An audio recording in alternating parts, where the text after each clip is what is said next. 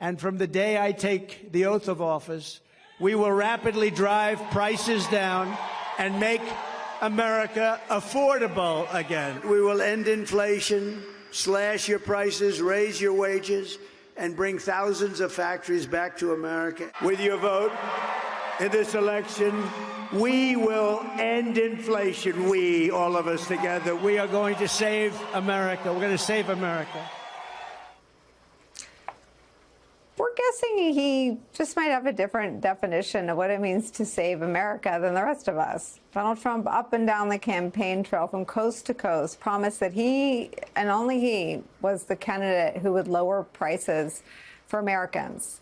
It's a promise he quickly abandoned in the transition, actually, before his inauguration, in favor of leveraging tariffs on some of our closest trading allies and trading partners, and actually raising prices on all Americans, including millions who voted for him. And despite the overwhelming evidence that Americans are paying more for everything from new homes to the clothes they buy to toys for their kids, Trump is still driving America toward the cliff. Today, he floated a potential 200% tariff on all pharmaceuticals that come into our country, on top of his threats yesterday to impose tariffs between 25% and 40% on 14 countries, including some of our most vital trading partners like Japan and South Korea. Not surprisingly, new polling shows that Americans are alarmed. 81% of all Americans say they're concerned about the impact of Trump's tariffs on their personal finances. Joining us now, the two co-authors of the brand new book, 2024, How Trump Retook the White House and the Democrats Lost America. Wall Street Journal reporter Josh Dawsey and New York Times White House correspondent Tyler Pager. Congrats, you guys, on the book. Tyler, I'll start with you since we've had this conversation in sort of an ongoing manner about doubling back. I mean, the power of Trump's message on the economy is something that has attached to him since 2015 and stayed through the 2024 election. And he seems to have reversed on that commitment by announcing in the transition that things might actually go up. It seems that no one around him is concerned, but the poll numbers tell a different story. How do you see this moment and how we got here? Yeah, I mean, tariffs are something that this president in particular has long been in favor and supportive of, and something he's long wanted to do. And we're seeing him try to play out that now. The success will be determined. Nicole, as you said, there's a lot of moving parts here. And I think one of the biggest things is the uncertainty about how he's doing this. But I think in order to understand sort of the economic framework here, it's important to look back to the campaign and how he talked about these issues then. In the teaser to the segment, Nicole, you showed that picture of Trump standing in front of those household goods. We write extensively about that moment in the book that just came out today, in which there's flies sort of going around the meat out there in one of Trump's clubs in New Jersey. And he had to be pushed by his aides at that time to go out there and talk about the economy. He wanted to talk about immigration. He wanted to talk about other things. And if you read the book, you see him sort of making fun of his aides for asking him to talk about the economy, but they did feel that the economy was the issue that was really strong for him. He could lean into his background as a businessman and really resonate with voters who were frustrated about the Biden economy.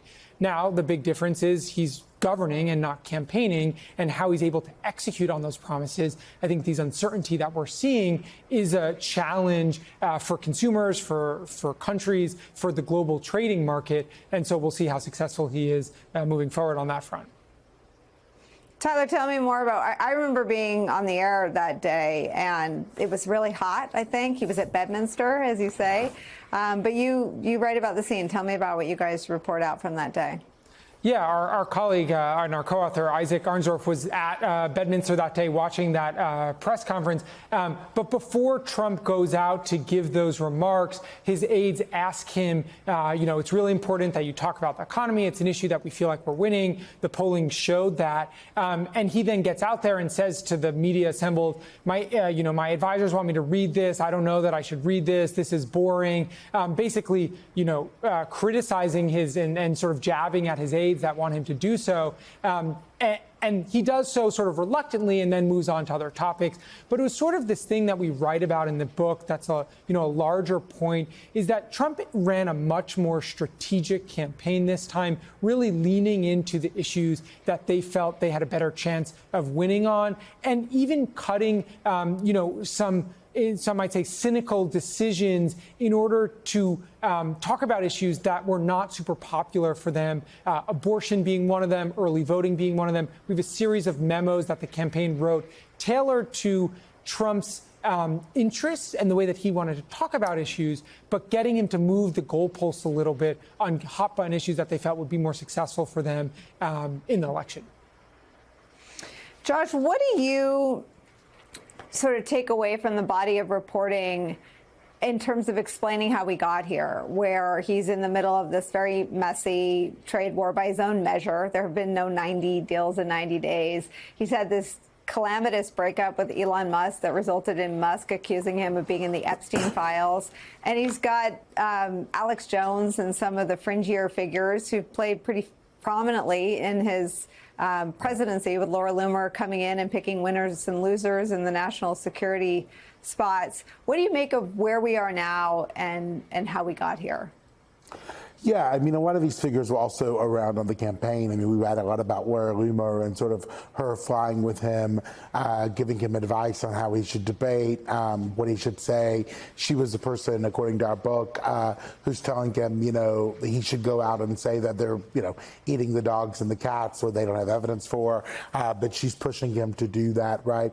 A lot of these figures were circling around all of the time. I mean, I've covered Trump for a long time, and he's always sort of had a capacity for chaos and having it around him, and all of these things happening as you sort of delineate, figures that other politicians might not touch. He's happy to have on the campaign plane, on the Oval Office. Policies that other people might be too scared to implement. Trump sometimes will do that.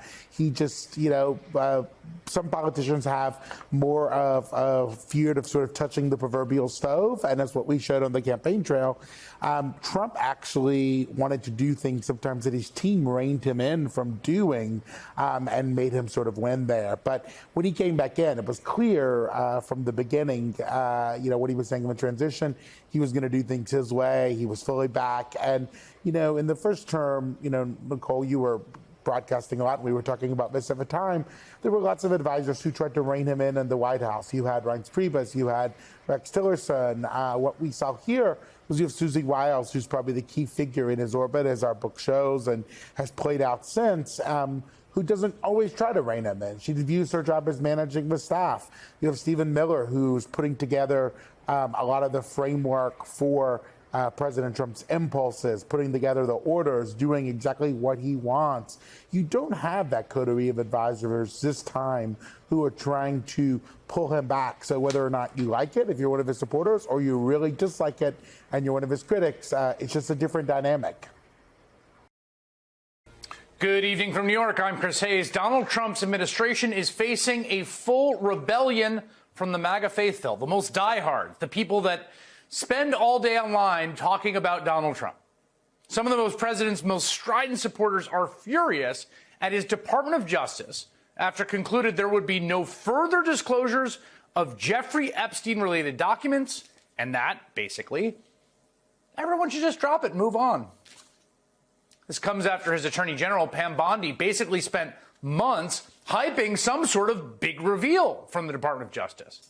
Epstein, of course, the disgraced New York financier who died in federal custody back in 2019 while facing child sex trafficking charges related to what prosecutors says was a years-long scheme to abuse young women. A new memo from the DOJ reiterates the department's position that Epstein was not murdered, noting, quote, after a thorough investigation, FBI investigators concluded that Jeffrey Epstein committed suicide in his cell. They even released nearly 11 hours of security camera footage from outside Epstein's cell that night of his death. Although that will likely do little to quell the ongoing conspiracies, especially considering the video is missing an entire minute. The DOJ attributes that to a long-standing glitch with the system. Despite all the Epstein didn't kill himself memes and the never-ending, increasingly Baroque conspiracies, the MAGA faithful are really mad about this part of the memo. Quoting it here. This systematic review revealed no incriminating client list. There was no credible evidence found that Epstein blackmailed prominent individuals as part of his actions. We did not uncover evidence that could predicate an investigation against uncharged third parties. Now, that claim that there was no shadowy client list, ostensibly containing evidence that Epstein was secretly blackmailing political and financial and Hollywood elites, certainly seemed to contradict what Trump's own attorney general said on television back in February. One of the things that you alluded to, and this is something Donald Trump has talked about, the DOJ may be releasing the list of Jeffrey Epstein's clients. Will that really happen? It's sitting on my desk right now to review. That's been a directive by President Trump. I'm reviewing that. It's sitting on my desk right now to review. She did just say that, right? We just heard her correctly. Now her Department of Justice says no such list exists. But again, this wasn't just Pam Bondi misspeaking or speaking ambiguously, one-off remark. I mean, seriously, 4 months. This has been a drumbeat. She's promised some sort of big revelation from the documents. I mean, do you remember this? Back in February, the White House even held this big event with right-wing influencers sharing a bunch of what turned out to be previously reported in the public domain information. They had repackaged into a bunch of fancy binders, which they handed out to people. And so when the DOJ comes back basically yesterday and says, you know what, looked at it and turns out nothing to see here. Well, now that same right-wing media ecosystem is absolutely fuming. The whole thing that this tape shows he didn't kill himself is like a joke. But worse than that, it's a joke that we all get. Like, they're not fooling anybody. So I feel like we're at a dangerous point now. So now by coming in and being part of the cover-up, the Trump administration has become part of it. I mean, it's just you cannot see it any other way. So I just got to the office. I'm going to go throw up, actually. And this only happens every few years when something really, really bad happens or something. I mean, I'm physically going to puke probably right now. My mouth is watering right now. Because I have integrity. And, I just really need the Trump administration to succeed and to save this country. And they're doing so much good. And then for them to do something like this tears my guts out. Do you see what you've done, Pam Bondi? You have made Alex Jones cry and possibly puke, which he only does a few times a year because of how much integrity he has. In hindsight, though, I don't think that those people should be very surprised. As we have said before, repeatedly, this has been a consistent theme of our reporting here on this program. If you were a single-issue voter in 2024 and hating Jeffrey Epstein and people associated him was your only issue, Donald Trump should not have been the candidate for you. Trump and Epstein were friends. Everyone has seen the photos and the party tapes at Mar-a-Lago where they seem to leer at women. And we remember when Trump famously told New York Magazine, "I've known Jeff for 15 years, terrific guy. He's a lot of fun to be with. It is even said he likes beautiful women as much as I do, and many of them are on the younger side." One of the women at the center of the Epstein sex trafficking case, Virginia Giuffre, who recently died by suicide, claimed that she was actually recruited as a minor by Epstein's collaborator, Ghislaine Maxwell, at Mar-a-Lago. And when that collaborator was facing trial for sex trafficking, Donald Trump seemed oddly concerned about her. Ghislaine Maxwell is in prison, and so a lot of people want to know if she's going to turn in powerful people. And I know you've talked in the past about Prince Andrew, and you've criticized Bill Clinton's behavior. I'm wondering, do you feel that she's going to turn in powerful men? How do you see that working out? I don't know. I haven't really been following it too much. I just wish her well, frankly. I've met her numerous times over the years, especially since I lived in Palm Beach, and I guess they lived in Palm Beach. But I wish her well, whatever it is. Her friend or boyfriend, Epstein, was either killed or committed suicide in jail. She's now in jail. Yeah, I wish her well. I'd wish you well. I'd wish a lot of people well. Good luck.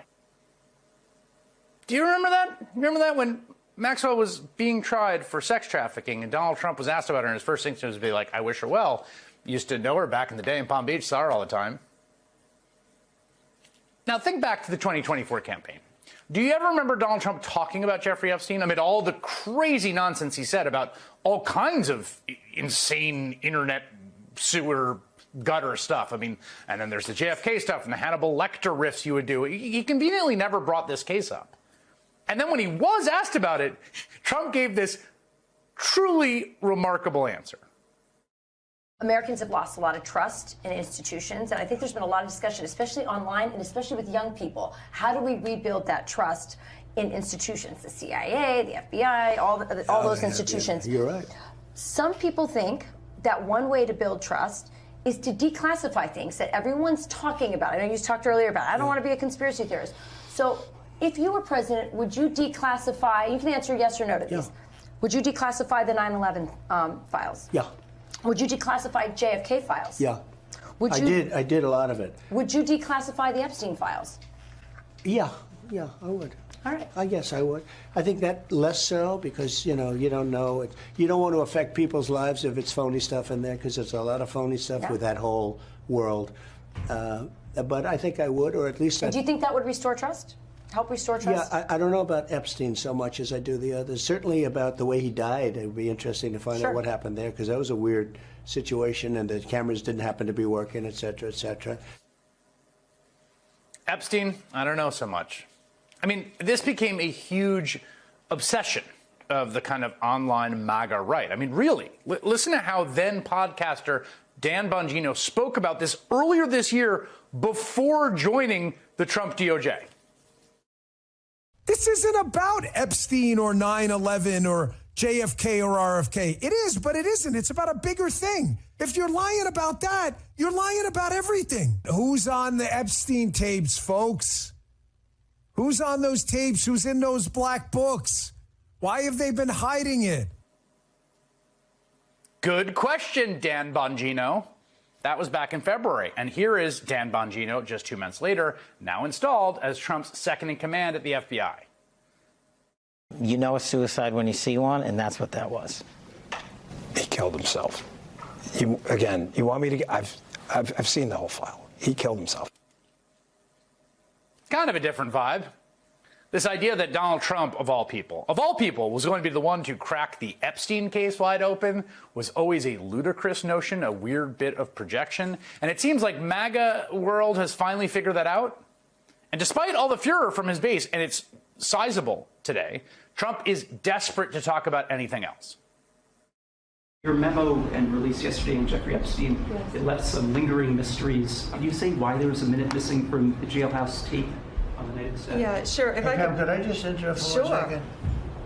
Are you still talking about Jeffrey Epstein? This guy's been talked about for years. You're asking, we have Texas, we have this, we have all of the things. And are people still talking about this guy, this creep? That is unbelievable. Do you want to waste the time and do you feel like answering? I don't mind answering. I mean, I can't believe you're asking a question on Epstein at a time like this where we're having some of the greatest success and also tragedy with what happened in Texas. It just seems like a desecration.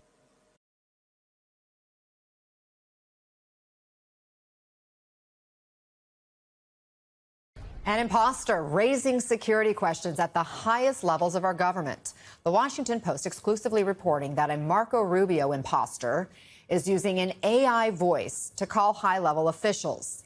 The Post reports, quote, an imposter pretending to be the Secretary of State contacted 3 foreign ministers, a U.S. governor, and a member of Congress, sending them voice and text messages that mimic Rubio's voice and writing style using artificial intelligence-powered software.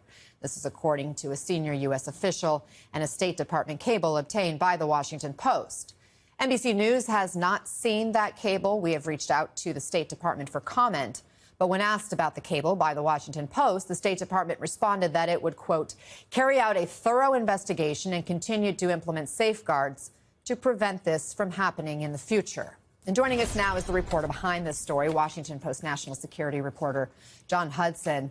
John, crazy reporting. Talk to us about what you've learned, the timeline, and how they discovered this was happening. Yeah, well, it is a really chilling window into the brave new world that we're living in right now. Essentially, this began in mid-June when a impersonator created a Signal account under marco.rubio@state.gov and began reaching out to high-level officials. We're talking about a U.S. governor. We're talking about a U.S. member of Congress, 3 foreign ministers. And he or she began sending text and video and voice messages using AI-assisted software, so it would help mimic the secretary's voice. Sending voice messages, things that could easily convince someone that they were talking to the real Marco Rubio. What's so concerning about this, and this is included in the cable that was obtained by the Post, is that, there are foreign ministers, for instance, that Marco Rubio trusts and has to deal with on sensitive issues. And the concern is that those ministers could be thinking they're talking to the real Marco Rubio and incidentally share more sensitive information with someone that is obviously not trusted by the U.S. government. There's still no indication who this person is, but it is being investigated by the Bureau of Diplomatic Security at the State Department. Again, you report that this person contacted at least 5 department officials, non-department individuals, I should say, including 3 foreign ministers, a U.S. governor, a U.S. member of Congress as well, through the messaging app Signal. Do we know the nature of these messages? We don't know the nature of these messages. I have asked the State Department and the FBI to give a little bit more information. Who are who's the governor? Who are the members of Congress? And who are the, foreign ministers that were contacted? The FBI declined to comment. And so essentially, we're still trying to find out more information about who these people were and whether or not these individuals responded. The easy thing about what was conducted is a few things. One, it shows how readily accessible AI software is. All you need is about 15 seconds of audio from a public person, and then you can upload that into the software and then really type whatever you want to say under the person's voice. So that's very easily accessible. What's a little bit more difficult to come by is the phone numbers for, a U.S. governor, a phone number for a member of Congress. But they were able to get that and then pull this off. And send these messages. And that's what's so worrying, that what they respond to potentially could include sensitive information that the United States does not want to have for unknown actors. I mean, you just talked about how this isn't a very sophisticated sort of thing. It doesn't take a tech guru to pull this off. And you also are reporting it's not the first time there have been impersonations targeting government officials in this administration. It's also, we know, not the first time the Signal app has been used. Is the Trump administration making changes? Yes, so you're absolutely right that the Signal was, of course, the tool of choice that resulted in the pretty big Signalgate scandal, and where it was revealed that the Trump administration was using Signal for large gatherings of national security officials discussing very sensitive topics. Now, that is one of the risks with, when a U.S. official is reaching out to someone else via Signal. Everyone knows about that. So it is going to be in the mind of foreign and domestic officials that the Trump administration often uses Signal. That's why some of the experts that I spoke to really reiterated that it is so important to not use Signal for official government business, even though it's quite respected for its end-to-end encryption that it has. Exactly situations like this, you want to make sure that you're using the protocol that diplomats are told to use, which is U.S. government systems that are secure and protected. John Hudson, thank you so much for sharing your reporting with us. We appreciate it. Good to be with you. Every so often in American politics, some rich guy with a big ego briefly entertains the idea of leading a new political party. Case in point. Really, the big thing they're going to look at is can you win? Can a Reform Party candidate win?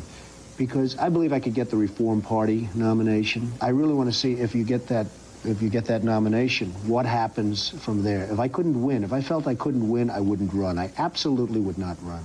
I'm not looking to get more votes than any other independent candidate in history. I'd want to win. So that was Donald Trump in 1999 talking about running for president as a third-party candidate. Now, ultimately, he didn't run for president as a third-party candidate, as we all know. And when he finally did become president 18 years later, he did it the way every other American president has, by winning the nomination of one of America's two major political parties. But the cycle of rich guys trying to form third parties, often because they think there is some sort of demand for their leadership from the American people, I guess, has been a constant in this country. From billionaire Ross Perot to Starbucks founder Howard Schultz to tech bro Andrew Yang, all of them have tried and failed to topple America's two-party system. Now, thanks to a bitter friendship breakup, I guess I could call it, with Donald Trump and Elon Musk has become the latest rich egomaniac to fall into this trap. Over the weekend, Musk announced he would be forming a new political party called the America Party. He says the America Party would caucus independently from either Republicans or Democrats, making them the deciding vote, in his words, on all matters that divide the two parties. Okay. And in characteristic Musk fashion, he's already bragging about just how easy this will all be, tweeting that breaking the two-party system is not hard, TBH. But new reporting about this nascent effort confirms what you have probably already guessed. Elon Musk has no idea what he's doing at all. I mean, here's how the New York Times described it. Quote, as with many of his tweet-length proclamations, Mr. Musk's plans for the new party are opaque. His private conversations about it so far have been conceptual and not focused on the details of what it would take to bring it to fruition, according to two people briefed on those talks. Mr. Musk's team has not yet taken many operational steps to stand up the party, and he has ingested feedback about the effort, including what the party's logo should look like, from Grok, his company's artificial intelligence chatbot. Elon Musk had to ask his AI chatbot how to start his third party. You can't make it up. Now, as a side note, that's the same AI chatbot that went rogue today and started spewing anti-Semitic hate while calling itself Mecha Hitler. Yes, that also really happened today. The truth is that there are a lot of barriers to building a new political party in this country, a lot. I mean, for starters, every state has its own unique laws for how to get on the ballot. As election law expert Rick Hasson points out, the state of New York, for example, expressly prohibits a political party from having American or part of that name in a party title, which seems like a huge problem right out of the gate for Elon Musk's America Party, as he calls it. But the biggest impediment to Musk's idea is the American political system itself. I mean, America has what's called a past the post elections. Sorry, that's a tongue twister system, meaning whichever party gets the most votes wins. And whenever a third party enters the picture, they inevitably become a spoiler for the major party that most closely aligns with their views, like, say, Ralph Nader in 2000 or Jill Stein in 2016. Elon Musk just spent the last 6 months taking a hatchet to the federal government and making an enemy of Democratic voters basically everywhere. So it's really hard to see how a new political party born of that legacy would attract any left-leaning voters to his cause. Musk has cited his own unscientific X poll that found 80% of respondents want to see a new party.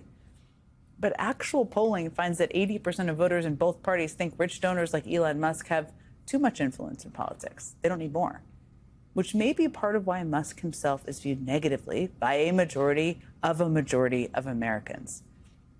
And Musk's forays into politics in places like Wisconsin, there he is in a cheesehead, suggests he's not exactly an expert when it comes to winning voters over to his side. He lost there by a lot, despite setting a lot. Now, none of this is to say that America's two-party political system is perfect. It's not, and should never be questioned. It should be. And that is exactly why there are places where they have done things a little bit differently. In fact, states like Alaska and Maine have adopted novel reforms like ranked choice voting, which experts say help empower minority parties and give voters more say in who they elect. And independent candidates like Bernie Sanders and Angus King have found ways to get elected by working with the major parties. But is Elon Musk actually interested in any of that? Does he want to empower voters or work with existing parties? Does he want a new party because his efforts to buy one of the two major parties hasn't worked out the way he thought it would? Maybe. Or maybe it's just a vanity project to get the world's most insecure billionaire some attention. Who knows? Joining us now, Democratic Congressman of California, Eric Swalwell, member of the Homeland Security Committee. Look, you know what the Trump administration has said all along, that their actions on immigration are to make America safer. So as a member of the Homeland Committee, Homeland Security Committee, what you see in those pictures, is it making America safer? No, it's terrorizing Americans, our friends and neighbors, otherwise known as immigrants, many of them. But these are folks who, they go to our churches, they work at our grocery stores, they work on construction sites, they work in childcare, they work in many jobs that would not be filled had they not done it. And I also just sit back and ask, who asked for this? Americans were told that the most violent individuals would be deported, and we're now seeing in the numbers that that is a very small percentage of who is being targeted. But Chris, we're not helpless. Democratic attorneys general in these states have their own law enforcement abilities. And I would recommend, and I have recommended to them, use those capabilities. Give us an example of how. Well, if these agents are committing assault or battery, you can charge them with assault and battery. So we're not helpless. You should meet their chaos with chaos. And by the way, I think you're standing on better laws than they're standing on. And they're also arresting non-immigrants. They're arresting mistakenly American citizens. They arrested a couple weeks ago a U.S. Marshal by mistake. They have deported a 4-year-old U.S. citizen boy battling cancer. So we're not helpless. The only language that they understand is strength. And if we are on our heels constantly, we're never going to protect the most vulnerable in our community. So we have to ratchet it up. And I really mean that. Is Congress helpless? No. Congress does not help us either. So as we go into the budgeting, when the government funding runs out in September, we can put in place in budgeting no masks. Like we can insist. I'm not going to fund anything that sends these masked agents like bank robber bandits. But can you get into the our Republicans on board with that, Congressman? Well, they need Democrats to pass a budget in the Senate. They need 60 votes in the Senate. So if we went back to just deporting the most violent in our community and finding resources to legalize those who are here undocumented, but working and following our laws, we have the ability to do that. But that's all the more the case to be in the majority, because in the majority, that's where we really have leverage. Let me ask you about something specific. The Trump administration is now ending the temporary status for about 80,000 Nicaraguans and Hondurans. And here's how the White House press secretary described why that's necessary in their mind. Take a listen. Temporary protective status is temporary by definition. It is not meant to be a permanent path to residency or citizenship here in the United States of America. It was originally granted to Nicaraguans following a natural disaster in 1999. That doesn't sound very temporary to me. And as well as Hondurans in 1999 after the impact of Hurricane Mitch in 1998. If individuals from these countries want to come here, they have a legal pathway to do it. So their argument is very clearly, if you were here on temporary status, you should have already worked your way to legal citizenship. What do you say to that? Well, aside from the cruelty and like the privilege she stands on at that podium, probably not ever getting up before the crack of dawn to do a job or ever using her hands, to earn money for her family, I would say it doesn't make economic sense because we have shortages in agriculture, in childcare, in food and beverage, in hospitality. There are work shortages all over our country that Nicaraguans and Hondurans are filling. And if they're not committing violent crimes in our community, wouldn't we want them to take those jobs and have all of us pay less? So yes, technically you can just revoke that status. As I said, that's cruel. But I actually think it makes really poor economic sense if your goal is to lower costs on day one. We're nearing day 200. Donald Trump is 0 for 200 when you look at what we pay at Walmart, at Home Depot, at the grocery store. Let me ask you about the story that's been dominating the news for the last 5 days. Certainly, coming from where you're coming from, you're no stranger to Mother Nature and the havoc that she can wreak. So in Texas, your Democratic colleague, Betty Thompson, is calling for the administration to formally nominate a FEMA administrator and for Congress to receive a briefing by the agency in the wake of these floods. Quote, the president threatening to eliminate FEMA, firing scientists and muzzling experts helps no one and puts us all in danger. He needs to do better and provide actual leadership. Wildfires, obviously something you know about, flooding there. What can be done, do you think? And can something like this, where innocent children asleep in their beds are swept to their deaths, can that provoke some sort of change and reassessment of how we deal with the dangers that are clearly increasing in the wake of climate change? So first, let me just say, as a parent of 3 little kids who are at camp right now, I know when you drop off your kids, your heart drops because you've put every ounce of your life into protecting them, and then you are putting them into the hands of strangers who you hope are trained, but more importantly, that they have the best information about potential weather catastrophes that could hit them. And so what my colleague, Benny Thompson, is saying is, yes, we need to seek accountability here. Don't jump to conclusions. But it's not surprising that if you fire senior leadership who run the National Weather Service, you're not going to get the best weather predictions. If you lay off folks at the FAA or air traffic controllers, we're going to be less safe when we fly. So these cuts that we've seen in government are not making us safer. They're endangering those who we love the most, our future, our kids. So there has to be accountability. And that also starts, by the way, with having, as he said, a FEMA director. You know, the buck has to stop at the very top. And if there's not a FEMA director, where will you find accountability? Congressman Eric Swalwell, thank you. My pleasure. It's good to see you here on set. I need to tell my community and those families who are waiting, this will be a rough week. Primary search continues, and we remain hopeful every foot, every mile, every bend of the river. The mayor of Kerrville, Texas, speaking to his community yesterday in the wake of the devastating flash flooding that swept through the region. We're going to go live to the hard-hit area as the death toll continues to rise and questions mount about the warning systems there. Plus, President Trump welcomes Israeli Prime Minister Benjamin Netanyahu to the White House. We'll look at whether progress was made toward a ceasefire agreement in Gaza.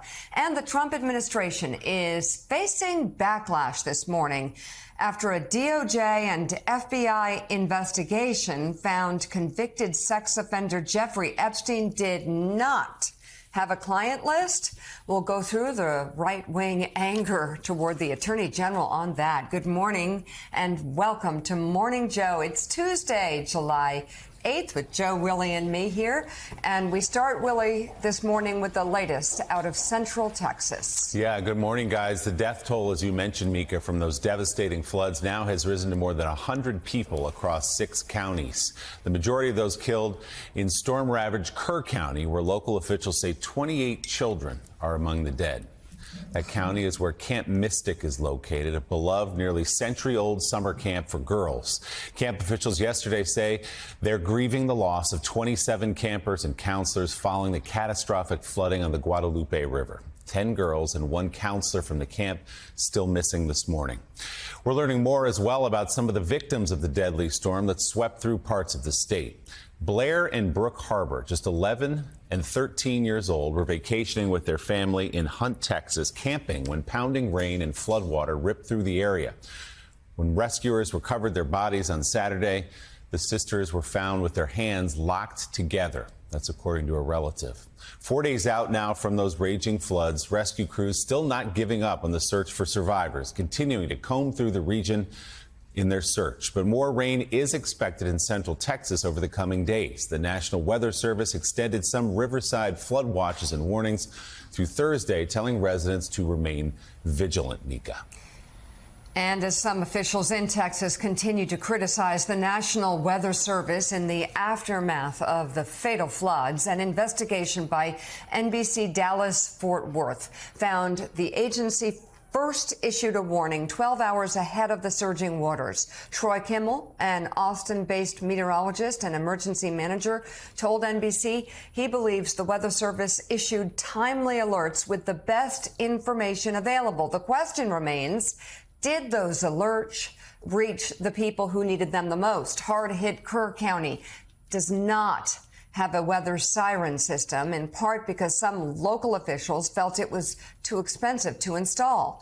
The Weather Service says it added keywords to a late-night warning to automatically trigger wireless alerts on cell phones and weather radios in the area. But at Camp Mystic, where cell phones were not allowed, or in other rural areas of the county with limited service, many may not have received the alerts at all. Meanwhile, one Texas town had something its nearby neighbors did not have. Comfort, Texas recently updated its disaster alert system, installing a new siren in the volunteer fire department's headquarters and moving the old one to a low-lying area of town. Friday was the first time using the new two-tiered siren system.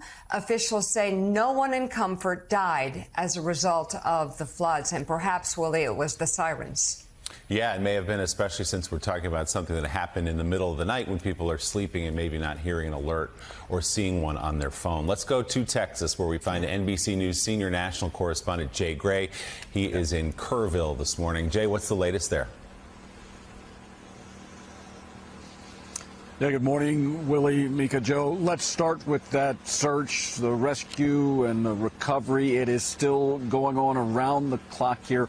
Hundreds of first responders on the ground and in the air. We're several hours away from sunrise here, and we've already seen multiple choppers overhead using night vision.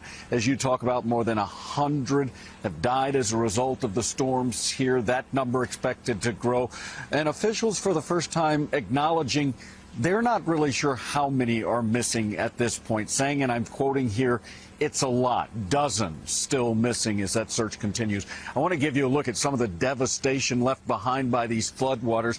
The family, an elderly couple and their daughter who were in this home, did manage to get out as the water rushed in, mud coating everything inside, and so they pulled what they can outside. And this is a scene replaying along the Guadalupe River right now. A lot of people trying to salvage anything they can from this wreckage, and really the pieces of so many lives scattered not only in the front and backyards of these homes, but for miles picked up by the water and pulled away. And this is a process that's going to continue for quite some time. They're, again, trying to find anything they can in this wreckage. And when you look at all of this, you get a picture of what's going on here. And it really is hard to rationalize when these families are telling you, with all that's been lost here, they're the lucky ones. But the perspective is real. They've seen what's been lost here, and they are struggling right now, grieving as they begin to make the turn towards some type of recovery that's going to be difficult. They're going to need some help, guys. Jay, so many of these stories have touched the country, specifically the ones coming out of Camp Mystic, that beloved summer camp for girls down on the banks of the river. We know that the director of the camp, the longtime director of the camp, Dick Eastland, died trying to save some of these girls, was swept away as well. What more do we know coming out of the camp about numbers and who they may still be looking for? Yeah, we know that at least 10 campers as well as a counselor are still missing, and so that's something that they are focused on here. And Willie, you make a great point. That camp's really an institution, not only here in the Hill Country, but across Texas. So many people have gone to that camp. It's 100 years old, and a lot of those who have been a part of the camp are returning. They're volunteering and trying to help and doing what they can, not only to help with the cleanup, with the recovery, and with the camp itself, but with so many who survive there and trying to help them as they come to grips with what's happened and try to figure out how they're going to move forward. You know, Jay, obviously, whenever hurricanes hit or any storms hit, there are always the questions that we're hearing now. I mean, sort of questions. What did the government do? How could they have done it better? I certainly heard it on the ground after Katrina, asking those questions about a Republican president, a Democratic governor, Democratic mayor. We heard it last year with Hurricane Helene and FEMA's response. I know you're on the ground day in, day out, talking to residents, talking to local officials, talking to healthcare workers. What are you hearing? What are the biggest questions right now that are arising in these first tragic days afterwards? What could government on all levels have done better?